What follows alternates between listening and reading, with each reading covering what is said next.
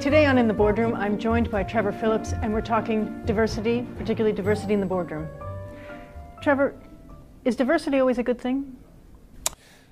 In aggregate, it's a terrific thing. I mean, if you take the population as a whole. So I think the basic view that if you have more different points of view around the table, you're likely to get a better decision. I think that there are limits to this, of course, that if you are, for example, making a company that is making products which are oriented towards women, to say that actually what you need is half and half on the board seems to me slightly absurd. I suspect that a board which is heavily weighted towards women is likely to be more successful than a board that's half and half. But for a lot of companies, we're seeing a lot of boards where things are marketed to women where there are no women on the board, a lot of retail companies and so on. What about a case like that? If I were a shareholder, I would say fix it, because that company I don't think has much of a long-term future. So here's what I want to know from you. Give me two concrete steps. Yeah. You know, you talked about levers. We've talked about what that lever could be. You've mentioned before something like the Rooney Rule. Okay, I think there are probably three things you could do. First of all, every company, probably above 100, must publish its gender and ethnicity profile every single year with its annual report. So transparency. Transparency. And what will happen is that people like me will take those figures and we will rank companies. Okay. And we will tell you who's at the top, and we will tell you who's at the bottom. That's the first thing. Exposure is first thing. Transparency and transparency first thing. Number two. Number two, I think that when I said there needs to be a sort of injection, there needs to be a shock in the system, and I rather favour what the National Football League did in the United States, which is something called the Rooney Rule.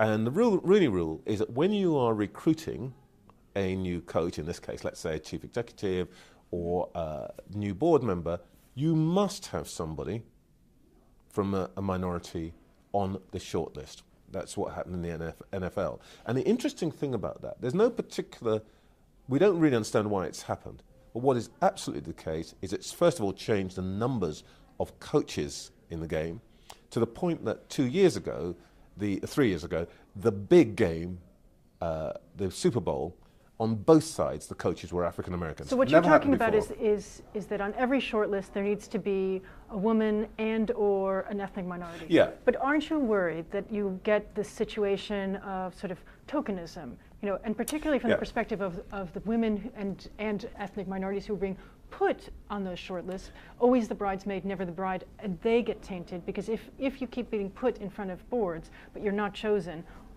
what then?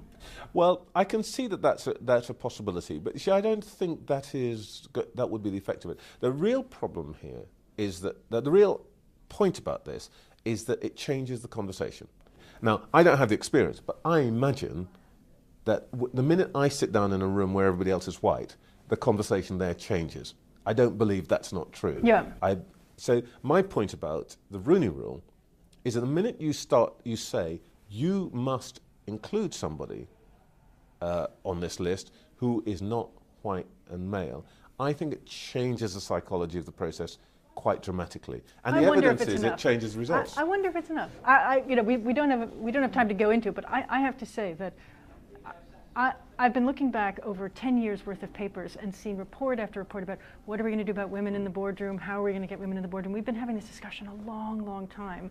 And I think, and we haven't even really gone into, in the UK, what are we going to do about getting more ethnic minorities in the boardroom? That's not even, you know, as much a discussion as I'd like to see it happen. So I just wonder if it's enough. Well, I'll tell you what my problem with quote is, the quoted notion is. What tends to happen is it then gets solved by the chairman selecting somebody who happens to be black or who happens to be female, who's his friend's daughter or something. And actually what you then get is somebody who's approved of. You don't get a quality of difference. No, I think you can hold people to account and hold organizations to account for the quality of person they put on there.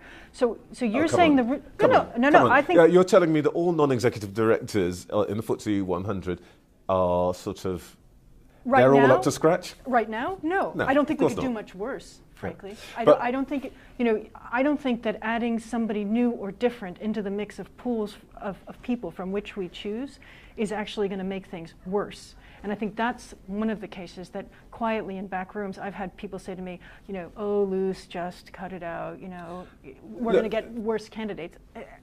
Can it be much worse? I'll tell you, I'm not 100%, a million times percent against quotas. I just don't think they're very effective. But what I think is important is to change the dynamic of the situation. And here's why I think you change the dynamic of the situation. If you know what the numbers are, something particular takes place.